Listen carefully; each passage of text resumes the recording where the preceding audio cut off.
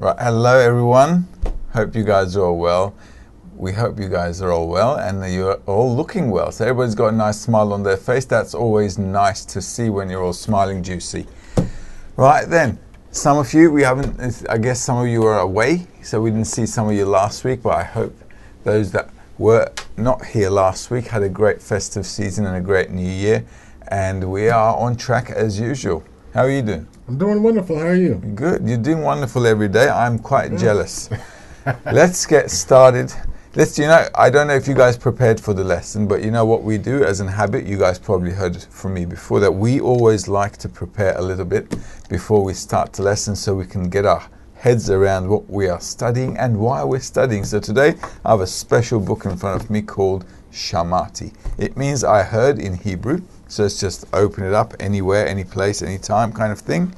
And let's just read something to get us prepared for the lesson. Okay, you know what? I'm just going to open the first article. We'll just read a paragraph or two just to get ourselves ready. The first article is quite special. It's called There's None Else Besides Him. And when we go on to studying in the young group, hopefully you'll follow through with the next semester. And we'll be looking into this article because we'll be looking into how to relate to the whole of reality and how Kabbalists relate everything to that one force behind the whole of creation. So we need to also, as students of Kabbalah who want to get a correct picture on the perception of reality, we're also going to be working a lot on this topic called There's None Else Besides Him, and how to refer to reality in such a way that I can build through the environment a relationship with the whole of reality and the creator that's moving the whole of reality behind it, so that the whole world becomes like a language between me and the creator. Okay, because the creator is concealed. We don't see the creator. We don't see God, right? We don't know where he is.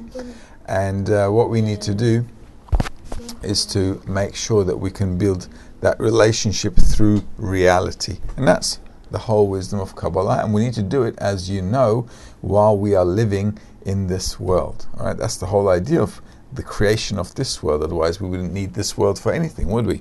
So let's read a few paragraphs and we'll get familiar with this article as well, just to get our heads around why we're studying together tonight. So to fix our intention. Shamati, page 15, There is None Else Besides Him, article number 1.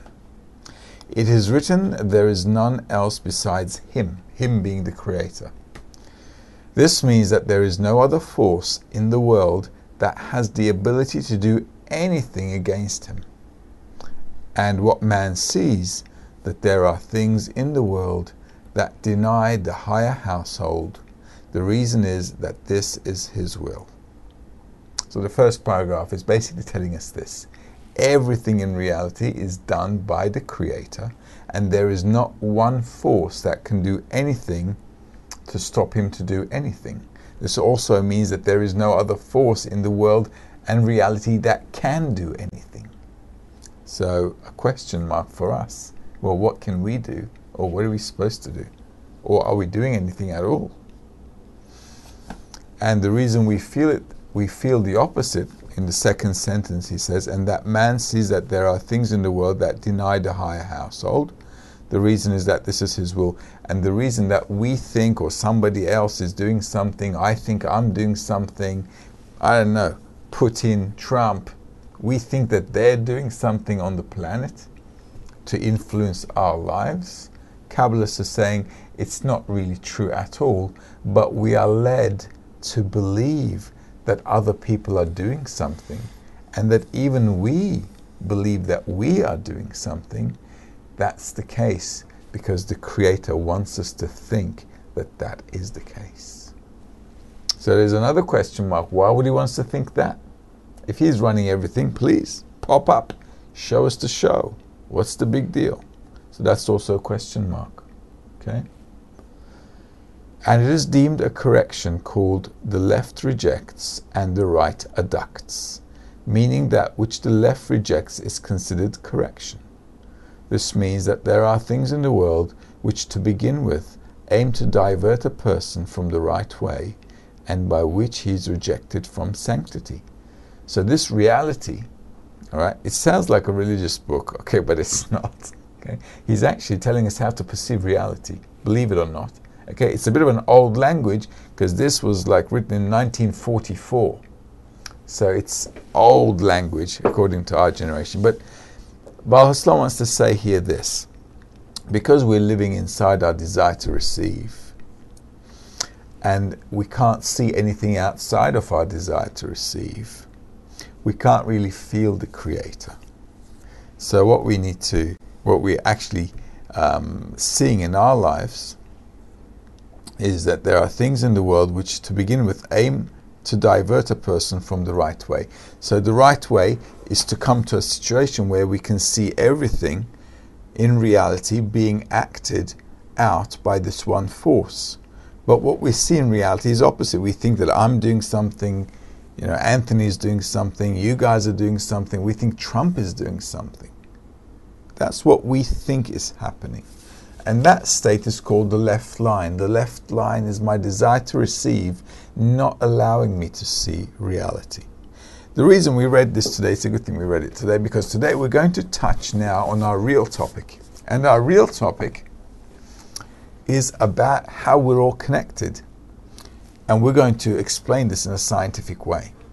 And in the wisdom of Kabbalah, it is actually a science of how to perceive the real reality instead of the joke that we're living in. Or Kabbalists like to call it the dream world. Okay, this is the dream world simply because it's like a dream. Just like when we sleep, right? We see a dream and then we wake up and then think, oh, that was a dream. Okay? It's like our life here. It comes by, goes by, all of a sudden it's all over. Okay, so by the time we're like getting our heads around what the meaning of life is, we've passed many reincarnations.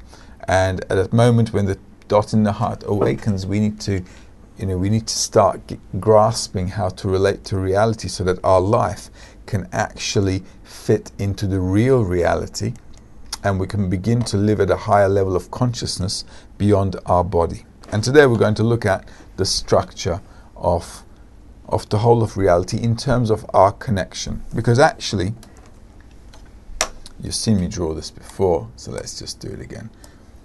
The whole of reality is just one reality.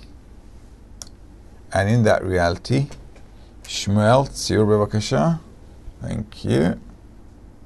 And in that reality, okay, all of us exist together, just like in this world, right? So who's with us today, Anthony? We have Jose. Okay, let's go slowly. So we have Jose. Jose is spelled with a J, right? Yep. Okay. Yeah, who else? We've got Alex. We've got Alex. Emmanuel. Michael. Kingsley. Enoch. Is that with an E? Mm-hmm. Yeah. Shmuel. Gary. Well, is it all men's night tonight? No, we have a lot of women here with us also. Okay, so give me a few ladies. They're going to feel like left out. All right, so we got Louise. Okay, so we've got Louise. We've got Claire. We've got... Yeah, give me a few Anna. ladies. Wait a second now. We've got Claire. We've got Anna. We've got Aviva. And Carmen. And is that with a C or a K? C. And we've got Carmen. Okay, so as you can see, we're all in one reality together. All right?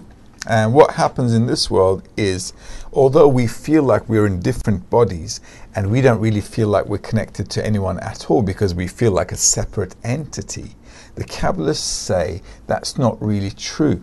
Because even though our bodies are disconnected and we feel like a separate entity, when you look at it logically, because we all communicate with each other, because we all have dealings with each other, like we're family or work colleagues, or I don't know, the food we eat comes from the farmers, the clothes we wear come from, I don't know, China or India or wherever, or the technology we have comes from I don't know, US, Japan or Germany or whatever, and I don't know, the tourist locations we go to, like Turkey, Greece or Spain. All right, so even though we all feel like we're separated from each other in this world, we all actually have this interconnection together in this communication way. Okay, we can see what's happening on the other side of the planet with our mobile phones every day. We can, we're just in touch with everyone today. And although we might not feel it, the Kabbalists are saying that we are actually connected, all of us together. In reality, the whole of us means that 8 billion people on the planet. But because we're studying Kabbalah, well, let's just start with a small group. So we're a small group of people. And let's say this is our group. But think of it like the whole of humanity together. All of us are somewhat connected. Even just being on the screens here together is a connection. All right? We might not feel it. We think we're virtual. We're in our own living room. All right? We're in our own, I don't know, house. We might not feel connected at all, but actually we are connected because we're all in the same virtual space. We're all talking about the same topic. We're all listening to the same thing. And the whole of humanity is connected. And in fact, scientifically, I think, if I'm not mistaken, if I remember correctly, we are connected with everyone via 5 different people on the planet. It's either 5 or 7. Anyway, I read that in a scientific article, and I am sure if you Google it up, that will confirm. So we all have some kind of a genetic connection as well. All of us. Imagine that. So we're all connected through our genes, through our hormones, through our world, in all kinds of dealings that we do. But we just feel we're separate. In the spiritual world, we're not separate. So the Kabbalists explain to us this is how it is in spirituality. So today we're going to do a bit of a technical lesson. So the Kabbalists say, well, the soul has a structure. First of all of us have a soul, well, which is a dot in the heart. Part of the soul, let's say. Okay, so let's do this. All of us, we don't actually have a soul, okay? We have part of the soul. The part of the soul is that dot in the heart which we all have. That's a part of the soul. Now, everybody has a dot in the heart. However, if a person has not really awakened at the moment, he's not awake, he's not really feeling the question behind the meaning of life. He doesn't really want to know. If he doesn't want to know what's really beyond his corporeal life, we can't really say he's awake, because he's living like regular levels of life, like animals, plants. He's just existing in this world and just living his life out. That's not the kind of person we're talking about. The kind of person we're talking about is a person who wants to understand, know, and discover what is beyond his life here while he's living here. We're in our 2nd semester. This is our 5th lesson. So we all understand that everything must be attained while we live here. And after we pass away corporeally, after we die corporeally, nothing happens. Everything we attain must happen here. Okay, there's also no death in spirituality, so this body is irrelevant. It's just like my shirt or my jacket, right? This gets old, I throw it away. Okay, so same with our bodies. It's not really relevant for our spiritual work. We're only included in this body to give us the impression that we are an individual being. And the Kabbalists say this kind of perception of reality needs to happen so that from this isolated individualism that we're in, we could come to the opposite state of perfection, which is unity and wholeness. And that unity and wholeness is expressed as one soul. So all of us are actually one soul. All right? And that's that. this whole reality is just one soul. I mean, at the end of the day, all of us are like parts of one body. But just like our organs, we have to be connected in some way, don't we? Because all our body parts are connected, and through that connection they live. Through that connection the body exists, the organs work properly, the blood flows properly, the whole body works in this harmonious way so that we can be alive. And the Kabbalists are saying, well, this is exactly how the soul needs to operate as well, so that we can actually feel like we're alive in that one soul. How that works out? Well, every dot in the heart is a part of the overall soul. And everything in reality has components. And just like our cells have components as well, our dot in the heart also has a component, has two components. One of that component, we're going to get a bit technical. If you have any questions, let me know. Is called Galgalta and Einaim. Okay, let's just write it here. Galgalta and Einaim. And then we have another part of the soul which is called Achap. Okay, in short, we can just call it Achap. So our soul is of two parts. These are, and as you know, we are desired to receive. So I've just put the desire to receive into this shape here. It's the same thing. All right? So our desires are split up. And just like we have coarseness, which we studied before,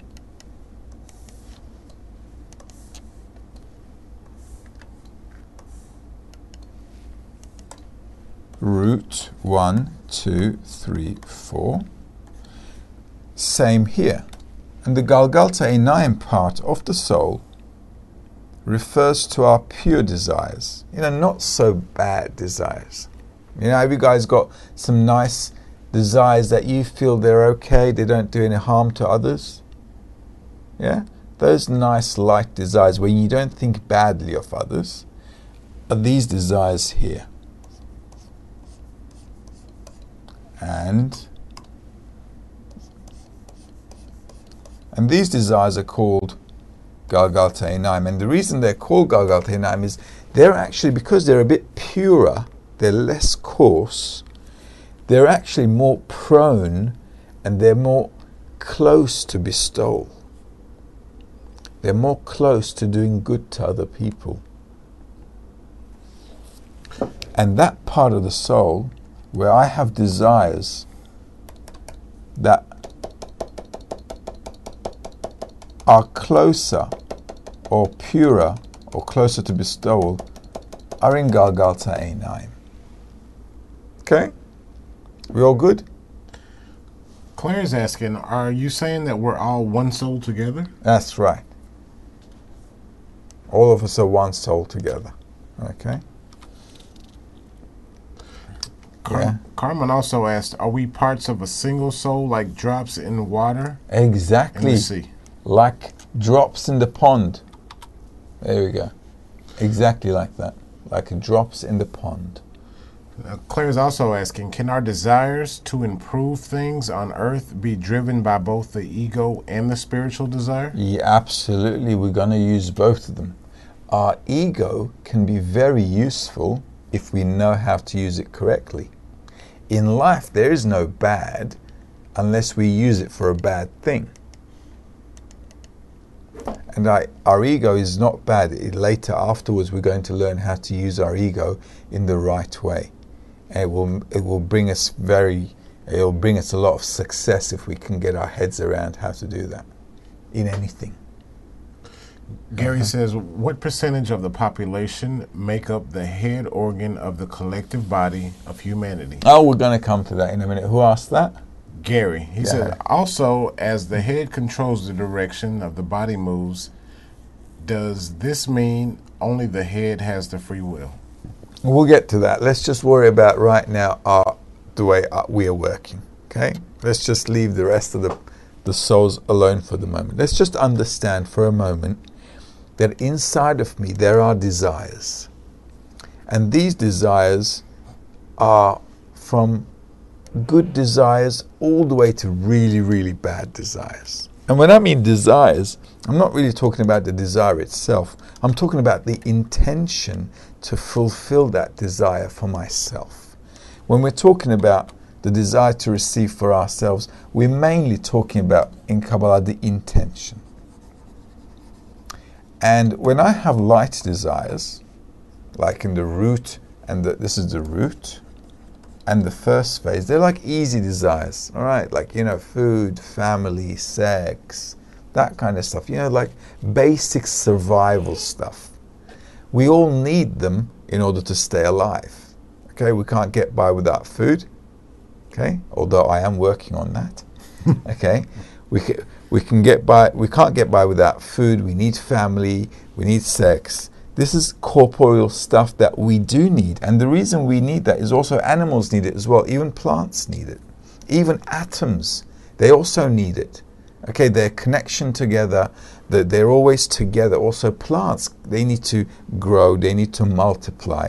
So these small basic desires that we have, food, family, sex, these are necessities for our existence. They are necessities for the existence of the whole universe, actually.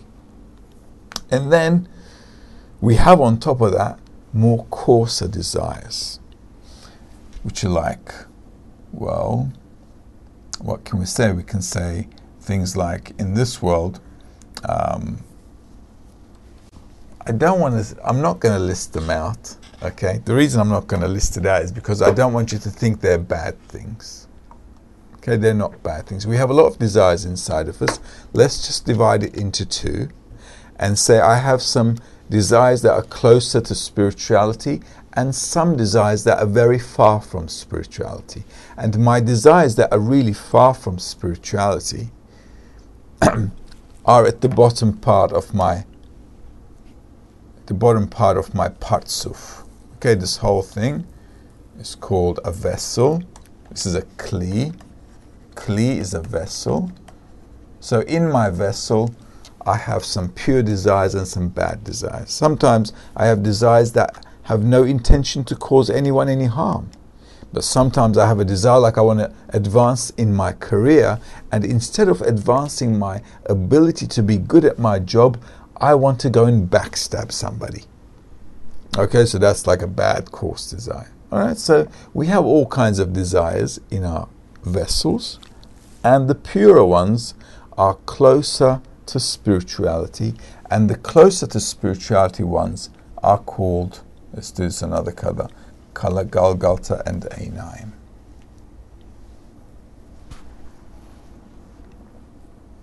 And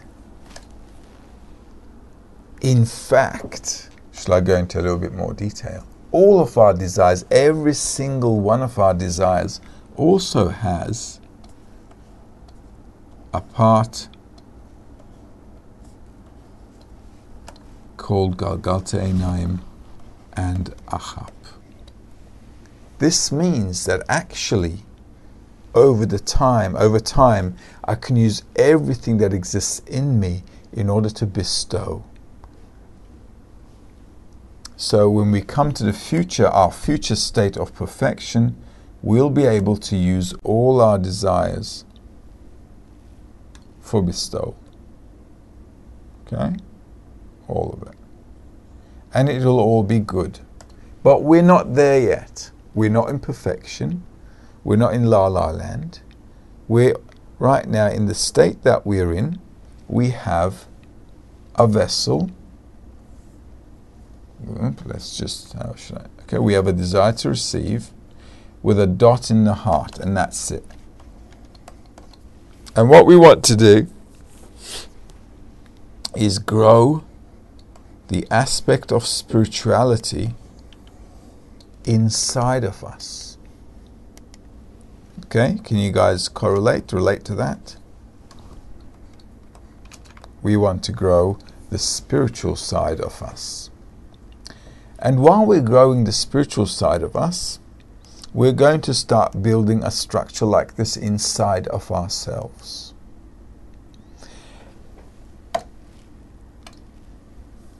How's that going to end up?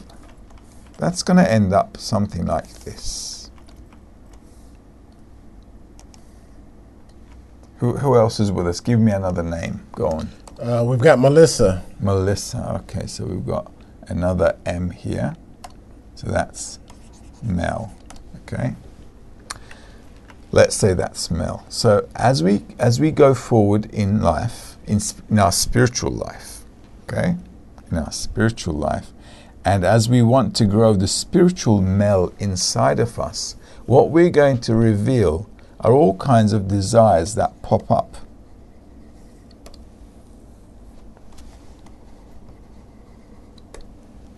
They're just going to pop up inside of us, right? As we advance, as we go through in spirituality. And generally, the desires that are going to pop up inside of us before we attain any spirituality are going to be our corporeal desires. They're going to be at the still, vegetative, animate, and speaking level, which is going to be, or we can call this human, which is going to be food, family, sex, money, honor or control, and knowledge. But the real Melissa is right here with the dot in the heart. Okay? And that's actually the beginning of the human level inside of us. The human. So when Melissa starts to study Kabbalah, right, studying Kabbalah, she's going to realize that she's going to, all of a sudden, she's going to have desires that are popping up, which she might feel that before they weren't so important, but now all of a sudden, these desires are just popping up inside of us. Okay? And this is how you can kind of divide yourself into two. The real part, Suf, is in spirituality.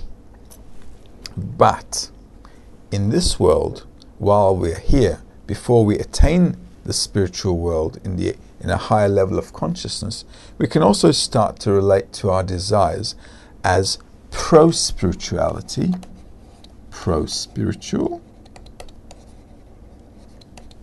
and kind of, what do you call it? I don't want to call it against spirituality, but let's just say a bit slack, okay? Slacking my spirituality. Because at the end of the day, we're going to use everything for spirituality. Slacking me down, slacking my spirituality, slowing me down. Because at the end of the day, it's all good, all right? And in spirituality, it's the same thing. And the reason we're going through similar states while we study Kabbalah is so that we could get used to what's going to happen in our spiritual development. Because this is our spiritual development, where we have Galgalta Einaim and Achap. And this is our corporeal situation, while we have a dot in the heart, which is for spirituality, pro-spirituality, and the rest of my other desires are kind of pulling me back, and they're like slacking me down, they're just pulling me, they're like chains on my legs. And as I study spirituality, I'm going to have desires that are coming up inside of me in these levels, and I'm going to have to build something called importance. Importance is a very important word, as it, that is importance, right? So importance is important because in spirituality and in corporeality, importance determines what I do or what I want to do. And life is going to have to be in between these two lines, well, in between these two states, let's call them, where I'm going to have to draw the line and decide what's important. Okay? My dot in the heart and the desires that are okay to go in that direction, or my hub.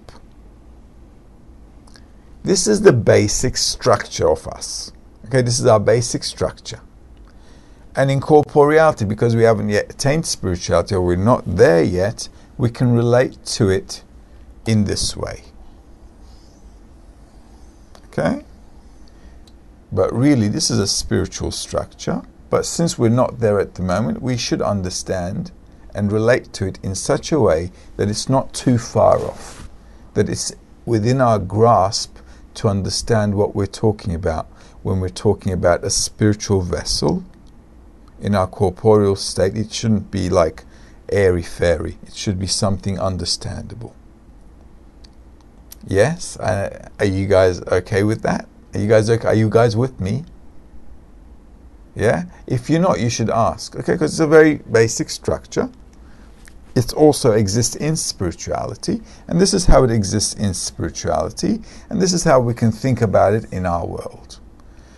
Now, the reason we want to talk about it in spirituality is because, like we talked about it, we're all one soul. And at the end of the day, if we're all part of one system, is there really a difference between any of us? If we're all here, 8 billion people, can we really say that there's any difference between us? Well, if we're talking about a one complete healthy body in this world, we can look at it as one whole and one perfect whole. And I can't really say if I might have a really great mind, but if my hands are not functional, I can't really say I'm smart because I can't get anything done even though I am smart. So a perfect body means that everything, even the smallest parts of our body, is working in sync. It's working synchronized. It's working in this harmonious way that the whole body feels perfection. Because let's say I have this thorn at the edge of my heel. My whole body feels the discomfort, right? So there can't be anybody less important in reality. Even the smallest part of my body, the minute it has discomfort, my brain tells me, listen, I'm not comfortable.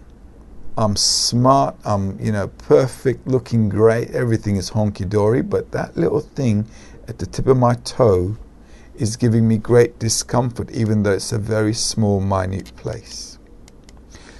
Okay, so we should take that example from our body, that the whole of creation as one soul is necessary and is required to feel perfection. Are we all okay with that?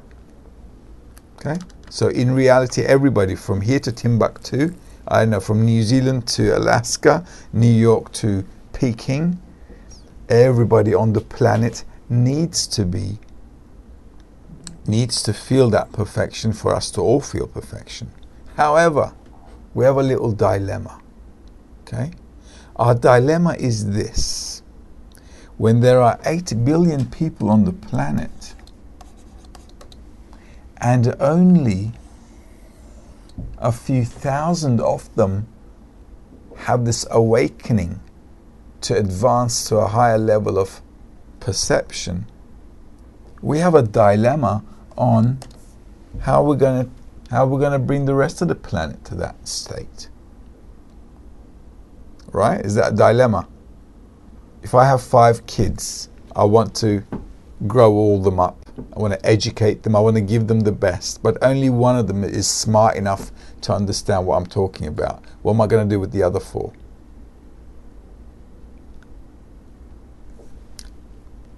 Not much I can do about it. Standard format life. Okay, he has to go through the standard procedures of life. Not much I can do. I can't force him to do something I want him to do. It's not right either. It's bending his nature. It's not good. So I have to let them grow according to their nature. But on the other hand, if I'm their dad and I see that the way they're advancing and growing up is not good for them, that they're going to have problems in life if they don't learn certain things, what should I be doing? I should at least try to be helping them out, right? I mean, you can't let the kids suffer because I'm their dad. I'm going to be suffering with them, okay? So I should at least try to help them out. Yes? Are we all, you got okay with that? Yeah? Does that sound logical? Okay, I have kids, 5 of them. Let's say I have 10 kids. Okay, only one of them listens to what I want to teach them and tell them. The other 9, they're all over the place. However, because I love them all, and I want to educate them according to their nature, and I don't want to break their nature, because that'll break their personality, I still help them out as a dad as best I can, right? Does that sound logical? Sounds logical. It should sound logical. What, you guys not have kids? Okay? You need to have about 10 kids, you'll know what I'm talking about. Ooh. Okay? Now, this is exactly how the soul works. Okay? This is how the soul works as well. It's interesting. Okay? Because we're all one family, so the reason I'm giving the family example is so you can relate to it. Because the whole world is actually one family, but we just don't feel it's there. But the whole system is designed in such a way that those who understand that we need to go forward in a different way are those people who have a dot in the heart. These guys here. They feel like the better life that we can have is not like how we're currently living, but the better life that we need to live is a higher level of existence. It must be different than what we're going through right now. These people have that understanding. Let's just say understand. And the rest of my kids are running around in the kindergarten and they have no idea and they don't want to have any idea either. Okay? And that's just how it is. And just because they don't want to have any idea, I can't say I don't love them because they're my kids. Okay? So that's how the rest of the population is. Okay? And this is where we're at. We're at. That's how you can divide the soul as well. Into one big soul. And if I drew the whole thing like I did a minute ago, then we can say the whole soul consists of 2 parts. A part which has dots in the heart, and they strive for a higher level of existence. And then there's the lower level in humanity called a hup, and they just want to feel good. Like my 9 other kids who want to run around and just play football or play with their toys. They just want to feel good. And they're both okay. They're both good. So a hup is not a problem. Galgalteinaim is not a problem. That's just how it is. This is also how it is with humanity. This is how it is with me. Where's Melissa? Did we do Melissa a minute ago? Let's do, there's Mel. This is how it is with Mel. Okay, this is how it is with all our small desires that we have inside of us as well. So in the whole of reality, there are always 2 parts. A part of us that feels contentment and happiness from a higher level of understanding and the pleasures from that higher level of understanding. And there's a part of us inside that feels pleasure from receiving and feeling content within ourselves. That exists in the whole of reality. It exists in all of us, and the whole of reality is divided into these 2 parts. Up to here, we're all good. So, the Kabbalists say, they're saying, listen, these guys are with the dots in the heart because they're striving to come to the purpose of creation. And they want to get there and they're working for that. They're called the head.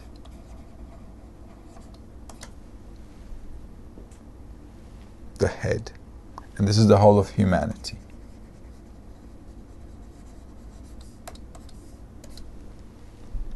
So we have a head and we have a body. And we mustn't forget who? Mr. Nice Guy up on the clouds somewhere.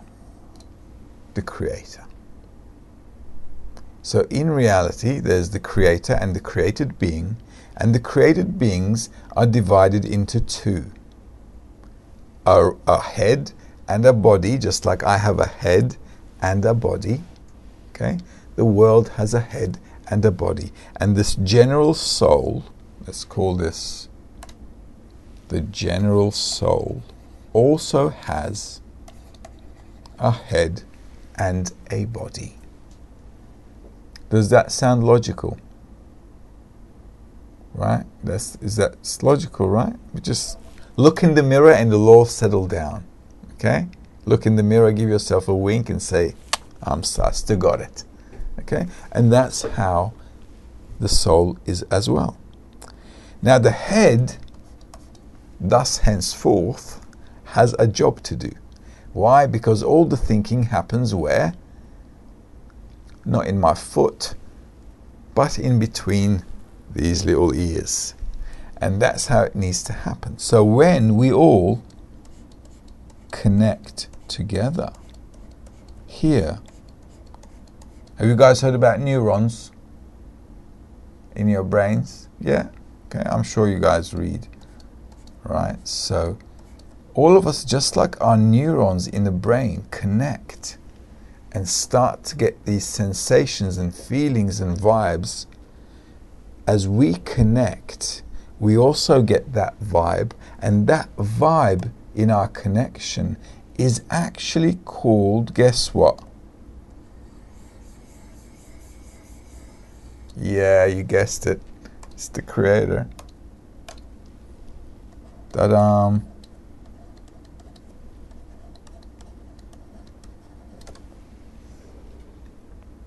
Yes. Yeah, we all good with that? Now I'm going to tell you the really good part. Okay? Now, if we know if we know how to perceive reality correctly, and if we understand how reality works, and if we're all grown up and mature about it, then what can we do? We can tell our children about it. Right? Yes? Yes. Yes? Okay. I'm the only guy with kids, right? I know Judith got some kids, and it looks like I'm the only other guy with kids. You guys have kids. Anthony's got kids. Okay, you guys have kids. Great.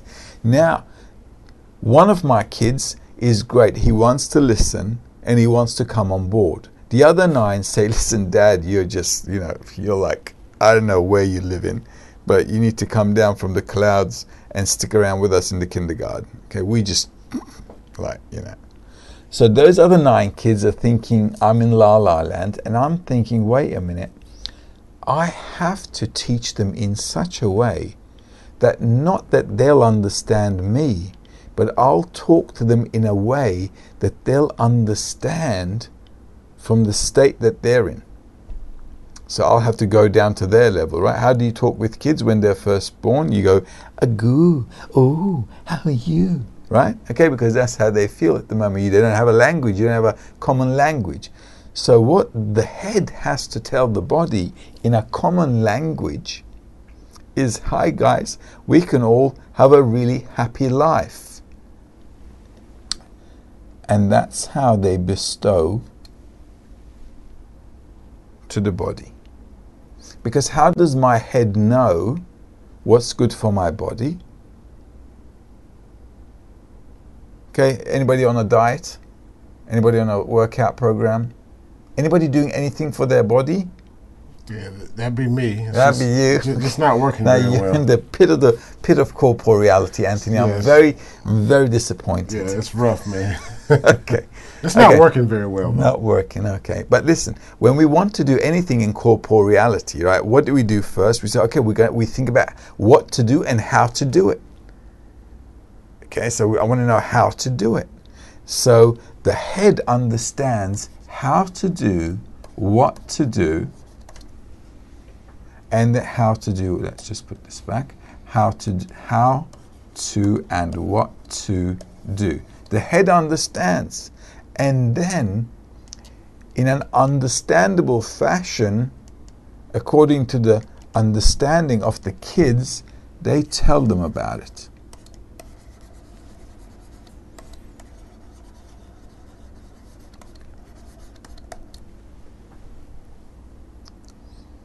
Yes? What we attain from the Creator is what? Wisdom. The wisdom of higher consciousness. How do we raise our kids in this world? With wisdom of this world. Right? Yes? So we bring them wisdom according to how they can understand in a language that they're suited for. Like we tell kids in kindergarten. What do we tell them? We say, listen, if you want to have a good day in the kindergarten, don't fight with anyone. Okay, don't fight anyone, don't hurt anyone. When they're kids, we tell them to do what? You can share things with your friends. It's good to share. But as they're growing up, what do we tell them? Don't share anything with anyone. It's a bad world out there. You got to knock them dead. Okay? I mean, it's like the opposite of how we raised them, right? When the kids, everything was great, and now the kids are looking at me at 16 saying, Dad, you told us to get along when we were kids. Now you're telling us to literally rip each other apart. What's going on? And you tell them it's survival of the fittest. Okay? Because we don't understand how to live properly. So in order to understand how to live properly, what we have to do is this. First of all, we need to attain wisdom, which is a higher level of consciousness, which is attaining the Creator. Once we attain a higher level of consciousness, we can then influence the rest of the world in a way that they'll understand. Does that sound right? Now think about it for myself. Where's Mel? There's Mel. Okay? Now Mel has 1,001 desires that she wants to satisfy in life. And that's right. It's not a problem. It's great. It's great that you have desires, because when we fulfill them, we're happy. But Mel also has a little thorn in her toe, which is her dot in the heart. And this dot in the heart says, listen, Mel, I know you love this world. I know it's great to get everything you want, but there must be a higher meaning to life. You see, this dot in the heart is this question that doesn't leave us alone. It's like we have everything in life and we're happy with everything we got in life. But this dot in the heart says, listen, you got everything in life. Everything is going okay. You know, what's the big deal? Look at the rest of the planet. You're doing good. But this dot in the heart says, Mel, it's all good. But what are we living for, Mel? Mel. Okay? That's what the dot in the heart's saying. Mel, come on. There's got to be more to life than this. This dot in the heart doesn't leave us alone. It wants to take us forward. As we go forward, what we then do is, as we grow the dot in the heart together, right, all of us together make each other strong, what happens is Mel starts to make spirituality more important. This becomes more important. And then Mel has desires inside of her that she still wants to fulfill. And she can, because these are closer to her dot in the heart. And then Mel discovers some desires inside of her. She says, oh my God, if I do that, I'm going to go off the bandwagon. So Mel says, you know what? I think this is more important. And I'm not going to use this desire because I don't think it's as important as my soul, as my spiritual development.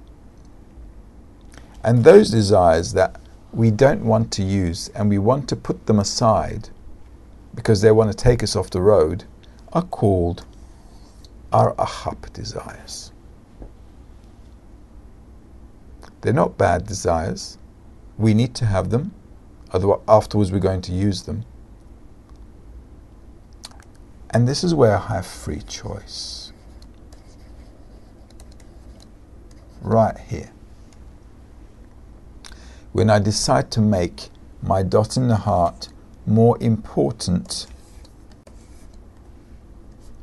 than my strong corporeal desires that I want to fulfill egoistically, which are called ahap. And the whole of reality is divided like that into two, just like Mel here, just like the whole of humanity here. But once we attain wisdom, what we're going to do is we're going to fulfill all of our desires, everything, max. But we're going to know how to use them correctly.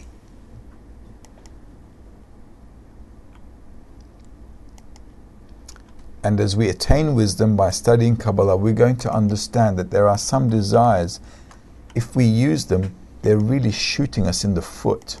It's like shooting myself in the foot. If we look at our lives, a lot of the things we do bring harm back to ourselves. Right? How many times have you guys said, God, I wish I didn't do that? Yes? A lot of times we say that. Okay? Or sometimes we feel like we want to do something expecting a good outcome, but in the future what happens is a bad outcome happens. Because how did that happen? Because I made a good calculation. I thought that was something good was going to happen, but something bad happened.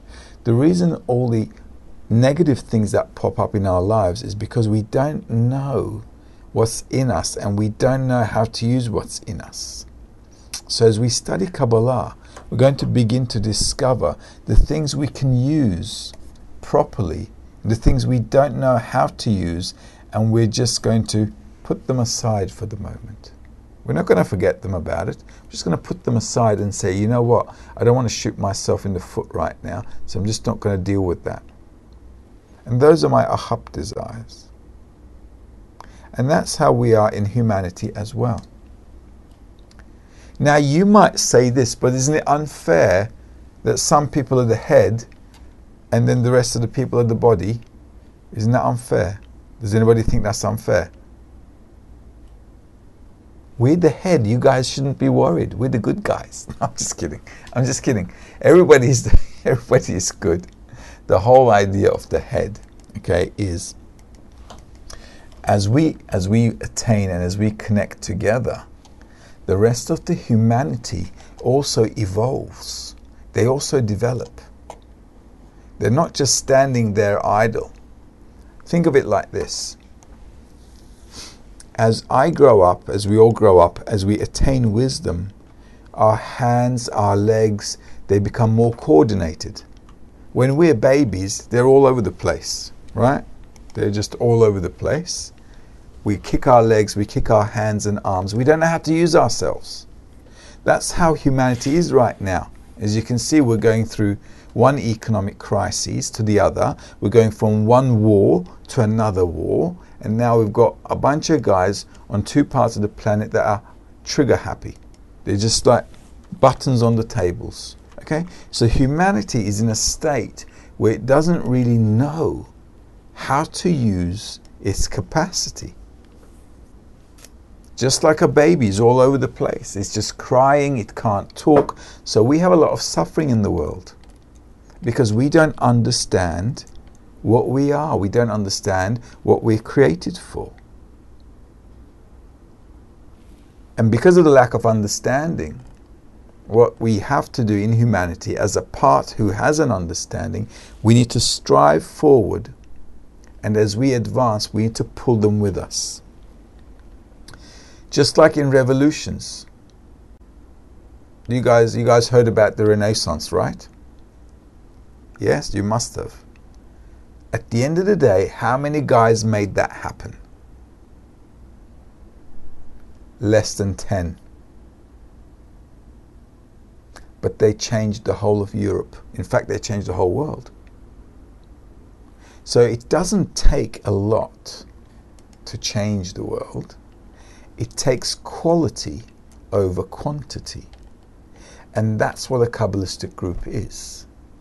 That qualitative part, that can be the tipping board, that will be that tipping point where the whole of humanity can come to a great understanding, which is the same as Mel by herself studying Kabbalah in the group. Because the moment Mel starts to understand what's going on with her life, she's going to stop playing around with dolls. Right? Does that make sense? Yes?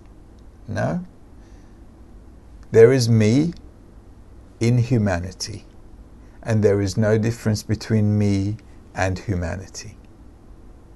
And the way I have to work on my higher consciousness influences the whole of my reality. When we all work together, it influences the whole of the consciousness of humanity. Does that make sense? Okay, great. You've got about 2 minutes and 10 seconds to ask all the questions you want. We've got a bunch of questions that have been coming in. Question number 1 from Michael. When you use the term ego, what do you mean? What do Kabbalists mean by ego? It means that I want to use my desire to receive for myself at the expense of others. Claire says, so all desires have an aspect of ego and a spiritual aspect in them? That's right, yes. Varga says, why does the Creator give us evil thoughts? So that you can build good thoughts by using them. If you didn't have evil thoughts, you couldn't build the good that corresponds to that. Claire also says, the picture that you drew of the soul, the vessel, is that a picture of both the whole unified soul and also the smaller part of that each of us contribute? Each of us, we all have that. You know, in humanity, everybody's got that. So this is the whole of humanity. Everybody has this. Okay, we're all connected like this. Okay, so everybody has that structure. Everyone, yeah. Gary from the UK, do the basic egotistic desires enable us to identify the altruistic desires, kind of like hot and cold? Does the basic ego, not yet, but we have to start at the corporeal reality. Now, spiritual desires are very different. They're very much different. They're like, two opposite poles, all right?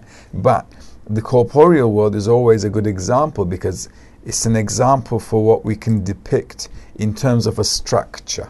We don't know what spiritual desires are because we're not there at the moment. But we can understand what corporeal desires are. So we can understand in this world about a structure. So this is exactly how I related, a corporeal example to a spiritual example. Because everything has a root and a branch.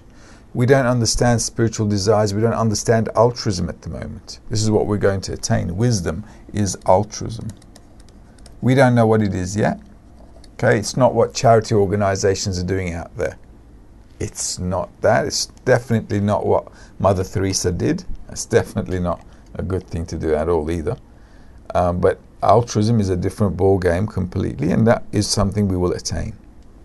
Yeah. Judith from France is asking, what does it mean, bad desires? Can you bring an example? It's a bad intention. A desire is not a bad thing. An intention is a bad thing. So in Kabbalah, when we're talking about in Kabbalah desire to receive, and we call it bad, but Kabbalists mean basically the ego. If I use my desire in a way it harms others, that's ego. And humanity does that on purpose. People actually take pleasure on trampling on others. They take pleasure in beating people up. You see how our sports developed. We used to have such nice sports, friendly sports. I remember in the 80s, Wimbledon was so nice and friendly. Now they're shouting at each other, screaming at each other, throwing rackets at the referee and stuff. It's gone nuts. And then we've got MMA. They just, people beating each other, nearly killing each other, and the rest of the crowd are cheering about it. It's just, do you understand what I mean? So ego is a destructive, a harm-causing way of using our desires for self-satisfaction. Now, Shmuel Edelman says, how do you define soul?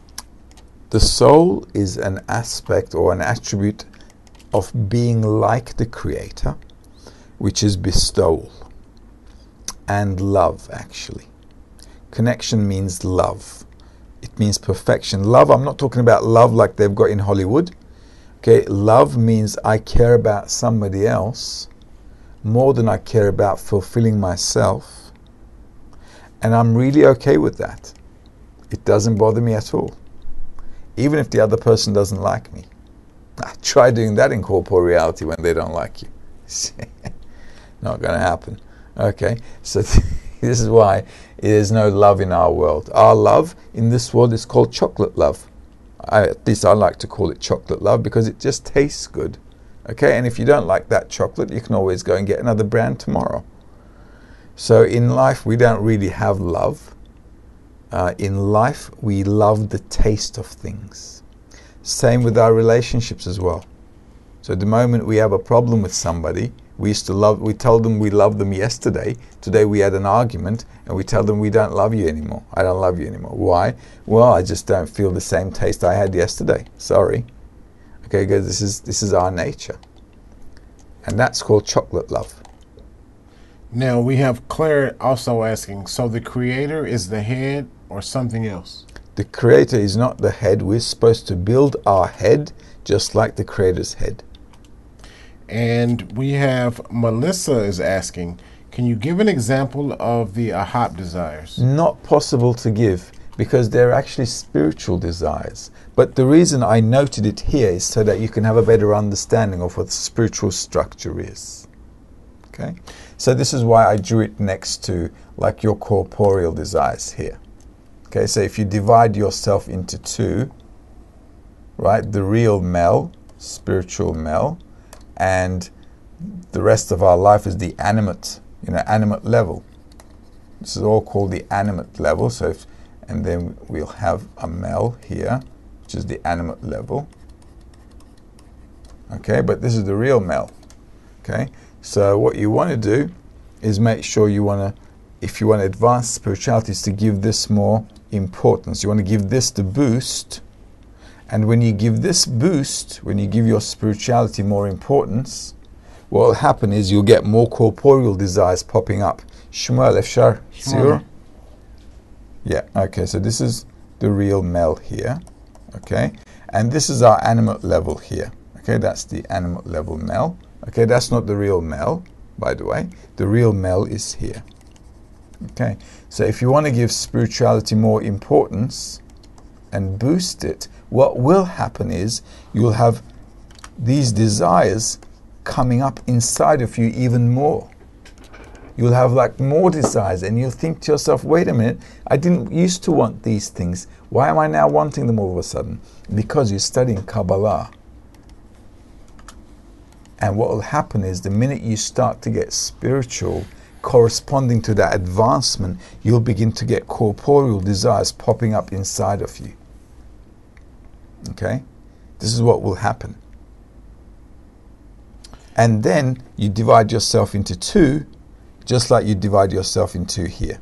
This is why I gave the example. But the Galgal Te'inam and Achab are a spiritual concept, a really like intimate desires within my soul that I can really use. But spiritual desires means I'm using them against the Creator. Now, Gary is also asking, can we use the analogy of the head like being a modem that connects the signal of the creator and draws it down like an adapter, passing it through the body, creating a new corrected worldview. That's right. We can definitely say that, because this is how it works. As we attain, the rest of the world attains as well. And then we teach them. Gary says also, do people without the point in the heart operate only via the left line on a single frequency? They don't have a line. If a person doesn't have a dot in the heart, he or she has no line. They have what we call the animate level of existence, which is what I just drew here. If they don't have a dot in the heart, there's nothing to talk about. They'll just want to be in these desires of this world, and it'll be sufficient for them. They don't want anything else. And it's not their fault. There's nothing bad in this, by the way. There's nothing bad in this. This is just nature. That's just how it is.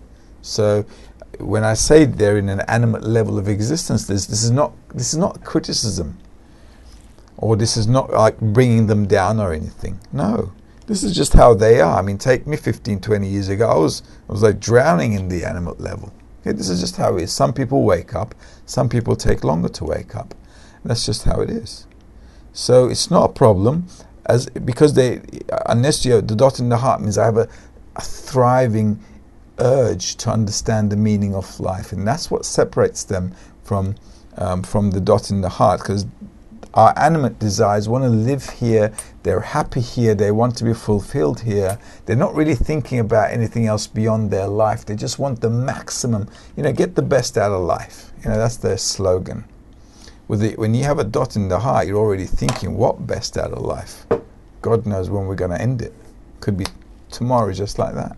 So the dot in the heart is like a disturbing thorn in our toe, but this is how we develop. Shmuel, can this scheme work without the creator? No. Creator looks like an external part. No, it can't work without the creator, because the dot in the heart is the part of the creator in us. And if we didn't have that, we wouldn't wake up at all. We'd be like animals too. Claire, so we're relating to the creator as the whole humanity soul. Is that the only way that we can be equal? The way we will be equal is when the whole of humanity comes to that level. Okay, when we're all in that level, when we're all together, then the creator is felt amongst all of us, and everybody will be fulfilled exactly how they need to be fulfilled according to their desires. This is perfection when we're all up there. Shmuel, if bad intentions are there to form good intentions, can it be that good intentions are there to form bad intentions? We don't have a good intention yet, Shmuel. We're living in our egoistic nature. We are right now 1,500% rotten. And Gary, how do you grasp the concept of ahab desires without tying them to the physical objects so a person can construct some kind of mental frame? You can't. I just explained the structure of it. We don't know those desires yet, but I just want you to get acquainted with how the structure of spirituality is. That's all. We just studied the structure. There are desires that I have closer to spirituality, which I will use in order to bestow and come to bestowal. And then the worse, the coarser desires, I will then bring them up to bestowal as well, because of those desires I brought into spirituality. I will use one to help the other. Next lesson, if you like, remind me, and I'll tell you how we all get integrated into it. Go on then. Adriana's asking, is there a critical mass of Rosh to influence the evolution of the body? There is a qualitative mass. It could be just 10 people, just like in the Renaissance, just like that. Claire, is it possible to not have a dot in the heart? It's not possible. Everybody has one, but it hasn't awoken yet. And if it hasn't awoken, we don't touch them, because growing up is a process, guys. I can't bring a baby to age 10 just like that. We have to let them grow up, and it's okay. Alex and Aviva, is teaching the body dissemination? You could say that, yeah. It's called helping. I like to call it helping out. Dissemination sounds a little airy fairy. One last question from Jose. In the first drawing you drew, the 0 Yes. in red, what does it mean? The 0 in red. It's the root phase. It's like very, very pure desires. Our desires go from pure to coarse, and this is our pure desire. This is a bit coarser, and these are getting coarser and coarser, getting more egoistic. From purer to more egoistic desires. Are we done? That's it. That's it. Okay, great. We nailed it. Sorry to have caused you 11 points, 28 seconds delay in our lesson. We're going to love you and leave you. We've got 5 more lessons left, and then we've got the young group coming up, so hopefully you guys will all stick around with us. There is a congress coming up in February. Any of you close by, you want to take a flight down, meet us in person and do yourselves and us a favor, we'd appreciate it. In the interim, we'll see you guys all on Tuesday. Next Tuesday. All right, guys, have a great evening. Have a great night. See you later.